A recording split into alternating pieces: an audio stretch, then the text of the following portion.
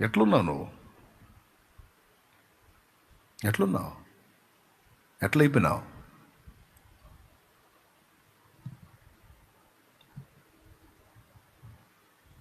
అందరం పరిశీలించుకోవాలి.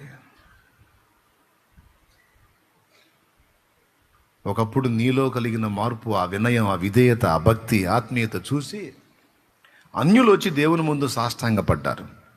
నీ బంధు జనావళి, నీ నిరిగిన వారు, నీ ఎముకనంటిన వారు, నీ సంబంధులు వచ్చి సాష్టాంగపడ్డారు.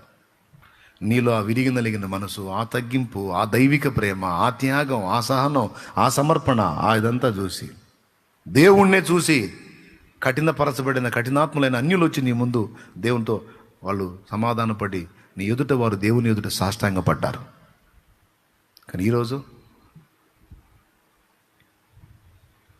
నువ్వే వారికి ఒక అభ్యంతరకరంగా తయారయ్యావు.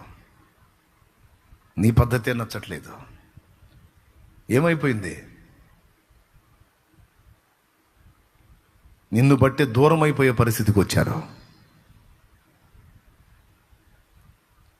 ఆనాడున్న అనుభవం ఈరోజు ఏమైంది? ఎందుకని? ఒకప్పుడు నిన్ను బట్టి పరిగెత్తిన వాళ్ళు ఈరోజు నిన్ను బట్టి దేవునికి దూరం అయిపోయే పరిస్థితి ఎందుకు వచ్చింది? మార్పు వాళ్ళలో జరిగిందా, దేవుళ్ళలో జరిగిందా, నీలో నాలో జరిగిందా? ఎవరికి వాళ్ళు ఆలోచించుకోవాలి.